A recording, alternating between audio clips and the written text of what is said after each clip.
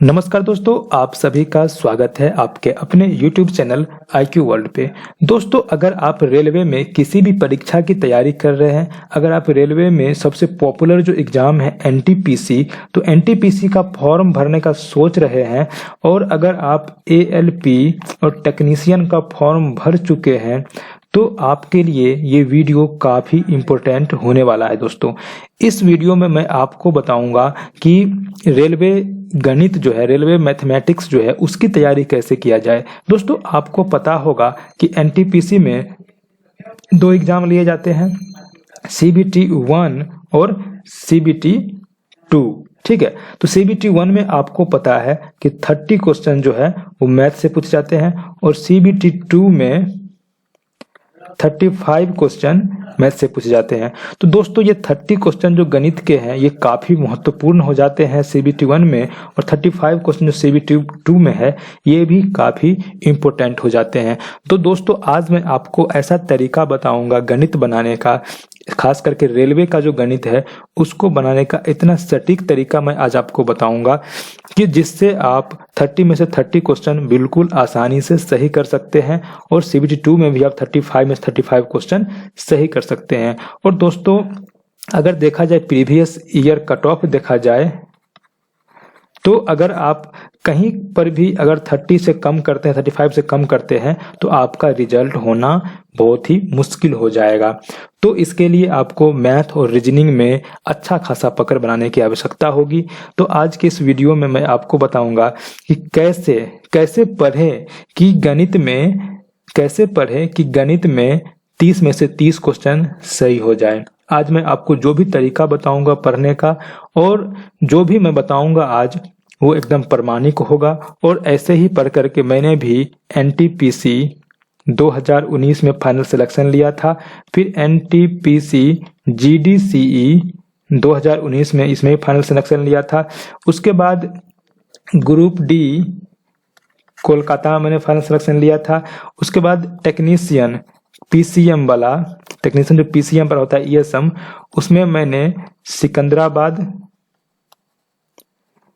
और अहमदाबाद, इसमें भी मैंने फाइनल सिलेक्शन लिया था। तो मैं आज जो भी बताऊंगा वो मैंने जो भी किया था वही आपको बताऊंगा। आपको पूरा वीडियो जरूर देखना चाहिए।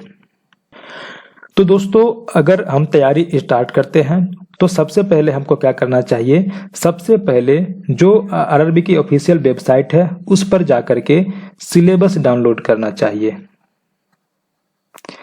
सिलेबस में कितना पढ़ना है वो आपको दिया रहता है। मैथ, रीजनिंग, GK सभी का जो सिलेबस है वो एक साथ दिया रहता है। जैसे यहाँ पर हमने मैथ का सिलेबस आपके सामने रखा है, तो देखिए यहाँ पर कि मैथ में आपको नंबर सिस्टम पढ़ना है, बोर्ड मास पढ़ना है, डेसिमल पढ़ना है, फ्रैक्शन पढ़ना है, LCM, HCF, ratio and proportion, percentage पढ़ना है, mensuration, time and work, time and distance, simple and compound interest, profit and loss, algebra, geometry, trigonometry, elementary statistics, square root, age calculation, calendar, clock, pipe and cistern.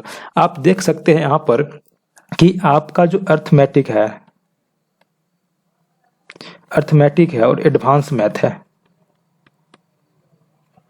तो दोनों यहां पर आपको पूछा जा रहा है। इसमें रेलवे में आपका अर्थमेटिक यानी अंक गणित और एडवांस मैथ यानी कि अलजेब्रा, ज्योमेट्री, ट्रिगोनोमेट्री, तो इस प्रकार के क्वेश्चन भी पूछे जाते हैं। तो आपको क्या करना होगा कि दोनों आपको कंप्लीट करना होगा सिलेबस के अनुसार। ठीक है, तो सबसे पहले आपको क्या करना है, सिलेबस देखना है। सिलेबस आप यहाँ पर देख सकते हैं, इसका स्क्रीनशॉट लेकर के भी आप रख सकते हैं। ठीक है, उसके बाद आपको क्या करना है, उसके बाद जैसे एक ये चैप्टर है नंबर सिस्टम। ठीक है, तो नंबर सिस्टम आप किसी भी बुक से कर सकते हैं। जैसे आपको क्या करना है, अब थ्योरी या कॉन्सेप्ट जो है वो नंबर सिस्टम का करना है आपको। ये जो है सिलेबस, इसको लिख करके या स्क्रीनशॉट लेकर के आप प्रिंट निकलवा सकते हैं, या कॉपी पे लिख करके पेज पर आप जहाँ पर पढ़ते हैं सामने में आप लोग इसको लगा लीजिए। ठीक है, और उसमें क्या करिए कि नंबर सिस्टम जो फर्स्ट चैप्टर है, नंबर सिस्टम यानी संख्या पद्धति, हिंदी में बोलते हैं इसको संख्या पद्धति। तो नंबर सिस्टम का जो कॉन्सेप्ट है आप कहीं से भी कोई बुक से पढ़ सकते हैं। मैं आपको कहूंगा कि RS अग्रवाल, जितने भी यहाँ पर चैप्टर आपको दिख रहे हैं, जितने टॉपिक दिख रहे हैं, सभी आपके RS अग्रवाल में टॉपिक देखने को मिलेंगे। तो थ्योरी या कॉन्सेप्ट आप RS अग्रवाल से पढ़ सकते हैं। उसके बाद थ्योरी कॉन्सेप्ट को आप यूट्यूब के माध्यम से भी पढ़ सकते हैं। यूट्यूब के माध्यम से आप फ्री में, किसी का कोर्स लेने का जरूरत नहीं है, आप क्या कर सकते हैं, इसको फ्री में यूट्यूब के माध्यम से भी आप थ्योरी या कॉन्सेप्ट जो है उसको ले सकते हैं। उसके बाद अगर आप थ्योरी ले लिए हैं, ठीक है, थ्योरी आपका कॉन्सेप्ट क्लियर हो गया है, तो आपको क्या करना है, किसी भी बुक से क्वेश्चन करना है। अगर आप RS अग्रवाल से थ्योरी कॉन्सेप्ट क्लियर करते हैं तो RS अग्रवाल से ही आपको क्वेश्चन करना है, ठीक है। और क्वेश्चन आपको बेसिक क्वेश्चन करना है, ज्यादा हार्ड क्वेश्चन पे नहीं जाना है, बेसिक क्वेश्चन करना है, ठीक है, क्योंकि रेलवे के एग्जाम में बेसिक क्वेश्चन ही पूछे जाते हैं, उतने हार्ड क्वेश्चंस नहीं पूछे जाते हैं, ठीक है। उसके बाद क्या करना है आपको, अगर इस बुक से आप बेसिक क्वेश्चन कर लिए हैं तो आपको जाना है प्रीवियस ईयर क्वेश्चन में। प्रीवियस ईयर क्वेश्चन में तो TCS के द्वारा पूछा गया जितना भी प्रीवियस ईयर क्वेश्चन है सभी को आपको लगाना है। किस चैप्टर से, तो नंबर सिस्टम से, ठीक है। नंबर सिस्टम आप क्या करिएगा कि किसी भी पब्लिकेशन का जो चैप्टर वाइज आता है, चैप्टर वाइज उसको ले लीजिएगा बुक को, और नंबर सिस्टम जो है उससे जितने भी क्वेश्चन हैं सारे क्वेश्चन को आप लोग प्रैक्टिस करिएगा, ज़्यादा से ज़्यादा प्रैक्टिस करिएगा। इससे आपका कॉन्सेप्ट और क्लियर होगा, स्पीड बढ़ेगा, ठीक है। तो इस प्रकार से आप क्या कर सकते हैं, सभी चैप्टर को नंबर सिस्टम कर लिए, फिर बोर्ड मास कर लीजिएगा, फिर डेसिमल फ्रैक्शन कर लीजिएगा, LCM HCF, इस तरीके से सभी चैप्टर को आपको करना है। पहले आप थ्योरी सीखिए, ठीक है। उसके बाद किसी भी बुक से जो है, जिस बुक से थ्योरी पढ़ रहे हैं उसी बुक से आप क्वेश्चन करिए, ठीक है। जो उदाहरण दिया रहता है सॉल्व उदाहरण, तो सॉल्व एग्जाम्पल को भी आप कर सकते हैं। उसके बाद उतरिए आप कहाँ, प्रीवियस ईयर क्वेश्चन में, ठीक है। प्रीवियस ईयर क्वेश्चन को आप करिएगा, ठीक है। और प्रीवियस ईयर क्वेश्चन जो कहाँ से कर सकते हैं, तो ये आप जो है किरण का जो बुक है इससे भी कर सकते हैं। किरण का चैप्टर वाइज बुक आता है 10,000 प्लस करके, उससे भी आप इसको कर सकते हैं, प्रैक्टिस कर सकते हैं, ठीक है। अब मैं आपको कुछ इंपॉर्टेंट बातें बता रहा हूं जिसको कि आपको 100% करना ही करना है, ठीक है। जैसे आपको 1 से लेकर के 15 तक, 1 से लेकर के 15 तक का आपको क्यूब पता होना चाहिए, यानी कि घन पता होना चाहिए।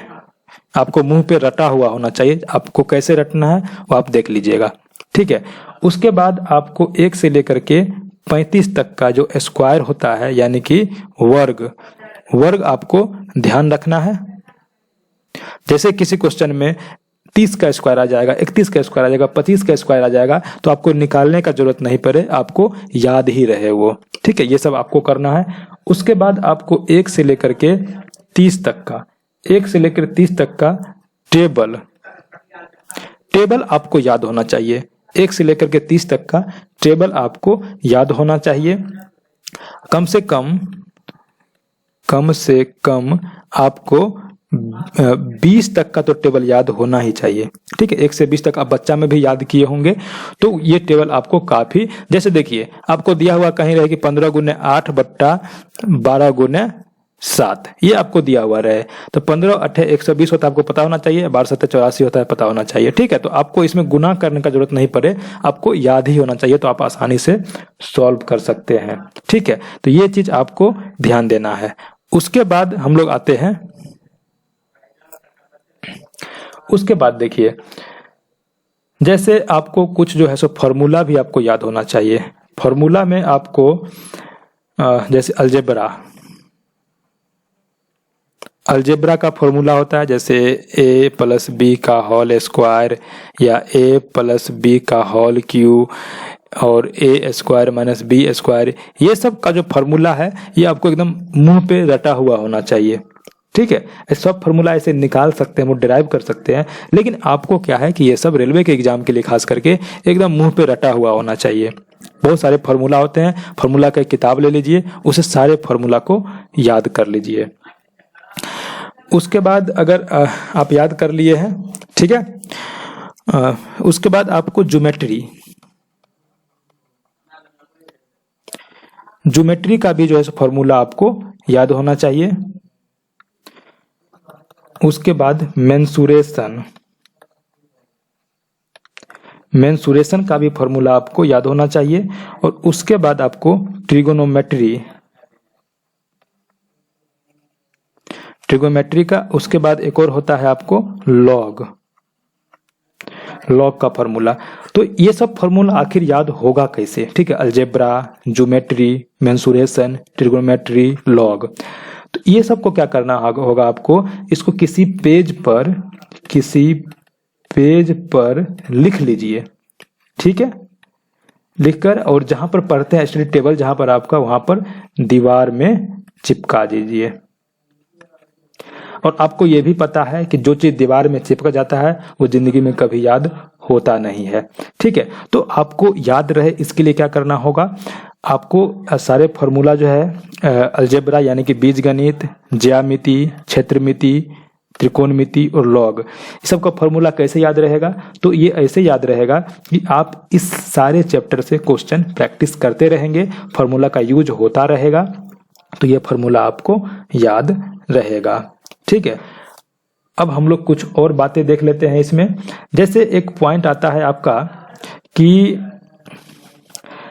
क्वेश्चन कोई दिया हुआ है, खास करके जो नंबर सिस्टम है, इसमें इस प्रकार के क्वेश्चन आपको देखने को मिलते हैं। जैसे क्वेश्चन दिया हुआ है कोई, ठीक है, तो क्वेश्चन का जो लैंग्वेज है, क्वेश्चन का जो भाषा है उसको समझना चाहिए, उसको समझने आना चाहिए, ठीक है। क्वेश्चन का, जैसे क्वेश्चन कोई भाषा, मैं आपको क्वेश्चन लिख करके एग्जांपल बताऊंगा, जिस क्वेश्चन का भाषा है उसको समझने आना चाहिए और उसको इक्वेशन के फॉर्म में यानी समीकरण के फॉर्म में लिखने आना चाहिए, ठीक है। और ये होगा कैसे दोस्तों, इसका सबसे आसान तरीका है कि आप जितना अधिक से अधिक क्वेश्चन प्रैक्टिस करेंगे, सॉल्व एग्जाम्पल को देखेंगे, अगर आपको क्वेश्चन सॉल्व नहीं होता है तो उसका हल जो है सॉल्यूशन, उसको देख करके समझने का प्रयास करेंगे, तभी आपका ये क्लियर होगा, ठीक है। और मैं अभी आपको एक एग्जाम्पल दे करके बताऊंगा कि कैसे किस प्रकार से क्वेश्चन का जो है भाषा उसको समीकरण में बदलने आना चाहिए। चलिए हम आपको एक एग्जाम्पल दे करके समझाते हैं इसको। जैसे देखिए, अभी मैंने एक क्वेश्चन लिखा है, तो इस क्वेश्चन को देखिए, इसमें कह रहा है कि दो अंकों के संख्या के अंकों का योग 11 है, ठीक है। यदि अंक के स्थान आपस में बदल दिए जाते हैं तो संख्या 63 कम हो जाती है, तो संख्या ज्ञात करिए। तो देखिए दोस्तों, इस प्रकार के क्वेश्चन में क्या करना होगा कि आपको क्वेश्चन का भाषा जो है ना उसको समझना होगा कि क्वेश्चन में क्या कहना चाह रहा है, ठीक है। और इस क्वेश्चन को जो है इक्वेशन के फॉर्म में लिखने आना चाहिए कि इस क्वेश्चन को हम कैसे इक्वेशन के फॉर्म में लिखें। जैसे कि कह रहा है कि दो अंकों की संख्या, तो दो अंकों की संख्या होती है 10x + y, ये आपको पता होना चाहिए कि 10x + y दो अंकों की संख्या होती है। अंकों का योग 11 है, तो एक अंक x है, दूसरा अंक y है, तो x + y का जो मान दिया हुआ है कितना दिया हुआ है, 11 दिया हुआ है। यदि अंक के स्थान आपस में बदल दिए जाते हैं, 10x 10y हो गया, अब +x हो गया, तो ये संख्या जो है 63 कम हो जाती है। 63 कम हो जाते हैं, यानी पहले संख्या कितना था, पहले संख्या था 10x + y, उससे 63 कम है ये संख्या, तो ये बराबर 63। आप देख सकते हैं यहाँ पर एक इक्वेशन ये बन गया, दूसरा इक्वेशन ये बन गया, ठीक है। तो इस दोनों इक्वेशन से x और y का मान आसानी से आप निकाल सकते हैं और वो संख्या आप निकाल सकते हैं। तो आपको क्या करना है कि जिस खास करके जो संख्या पद्धति वाला चैप्टर है उसमें आपको क्वेश्चन को इक्वेशन में बदलने आना चाहिए, और तभी होगा जब आप अधिक से अधिक क्वेश्चन प्रैक्टिस करेंगे, सॉल्व एग्जाम्पल को देखेंगे, तभी ये संभव हो पाएगा, ठीक है। देखिए, और एक चीज मैं आपको और बता दूं कि सबसे पहले आपको चैप्टर वाइज, आपको ऐसा नहीं है कि मिक्स्ड क्वेश्चन नहीं बनाना है। क्या होता है कि सेट में जाइएगा तो मिक्स्ड क्वेश्चन रहता है, मिश्रित क्वेश्चन रहता है। कुछ क्वेश्चन रहेगा अर्थमेटिक से, कुछ एडवांस से। तो ऐसे नहीं करना है आपको। अगर आप शुरुआत कर रहे हैं तो आपको क्या करना है, चैप्टर वाइज क्वेश्चन करना है। ठीक है, चैप्टर वाइज पहले आप कॉन्सेप्ट क्लियर कीजिए। ठीक है, और कॉन्सेप्ट क्लियर कैसे करना है, या तो आप बुक को फॉलो कर सकते हैं या यूट्यूब का सहारा ले सकते हैं। ठीक है, उसके बाद उसी चैप्टर का क्वेश्चन, जिस चैप्टर का आपने कॉन्सेप्ट क्लियर किया है, उसी चैप्टर का ढेर सारा क्वेश्चन जो है सो आपको सॉल्व करना है। प्रीवियस ईयर क्वेश्चन, उसके बाद जिस बुक से आपने कॉन्सेप्ट क्लियर किया है उसी बुक में जो क्वेश्चन दिए हुए हैं उस क्वेश्चन को भी सॉल्व करना है। ठीक है, आपको इधर उधर से कहीं कहीं से भी क्वेश्चन नहीं करना है, आपको चैप्टर वाइज पहले करना है। और इस चैप्टर वाइज करके आपको क्या करना है कि एक बार चैप्टर वाइज करके एक बार पूरा सिलेबस को खत्म करना है। ठीक है, उसके बाद क्या करना है आपको, उसके बाद आपको मिक्स्ड सेट प्रैक्टिस करना है। ठीक है, टेक्स्ट बुक जो है वो बहुत ही बढ़िया एप्लीकेशन है, या आप अड्डा 247 ये भी बहुत बढ़िया एप्लीकेशन है। दोनों में से किसी से भी आप जो है एक बार जो है सो जो क्वेश्चन का जो मिक्स्ड क्वेश्चन है उसका सेट बना सकते हैं। ठीक है, तो आपको ज्यादा समझ में आएगा। जैसे हम लोग जैसे अभी मैंने बताया कि आपको कॉन्सेप्ट क्लियर करना है बुक से या यूट्यूब से। तो अगर आप यूट्यूब या बुक से कॉन्सेप्ट क्लियर करते हैं तो कुछ कुछ कॉन्सेप्ट ऐसा होगा जो आपको नोट करके भी रखना है, नोट करके रखना है। ठीक है, कुछ कुछ कॉन्सेप्ट ऐसा है जिसको कि आपको नोट करके रखना है। हो सके तो आप जहां पर पढ़ते हैं वहां पर दीवार में लिख करके उसको चिपका दीजिए। ठीक है, और उसको बार बार देखते रहिएगा जिससे कि आपको वो कॉन्सेप्ट याद रहेगा, और क्वेश्चन में भी उसको बार बार यूज करते रहिएगा जिससे कि आपको क्वेश्चन भी उससे बनता रहेगा। ठीक है, और लास्ट में मैं यही बोलूंगा कि जितना हो सके आप लोग सेट प्रैक्टिस करिए, खास करके जो प्रीवियस ईयर क्वेश्चन है उसको आप लोग लगाइए। ठीक है, और सबसे पहले मैंने आपको, चलिए एक बार मैं आपको बता देता हूं शुरू से। ठीक है, देखिए शुरू से मैं बताता हूं आपको। सबसे पहले क्या करना है आपको, इसका स्क्रीनशॉट ले लीजिएगा। सिलेबस, आप सिलेबस रखिए। ठीक है, लिख करके उस सिलेबस को पूरा आप लोग देख लीजिए कौन कौन चैप्टर पढ़ना है। फिर उसके बाद क्या कीजिए कि एक एक चैप्टर को उठाइए। ठीक है, एक एक चैप्टर को, तो मान लीजिए पहला चैप्टर आपने उठाया। ठीक है, तो पहला चैप्टर का जो थ्योरी है, थ्योरी या इसी को कॉन्सेप्ट बोलते हैं, तो पहला चैप्टर का थ्योरी या कॉन्सेप्ट को क्या करिए आप लोग कर लीजिए। ठीक है, उसके बाद उसको करना कैसे ये भी बता देता हूं। या तो आप यूट्यूब से या बुक से कर सकते हैं। उसके बाद क्या करना है आपको कि जिस बुक से या जिस यूट्यूब चैनल से आपने कॉन्सेप्ट क्लियर किया है, थ्योरी आपने सीखा है, तो उसी से आपको क्या करना है कि क्वेश्चन देखना है,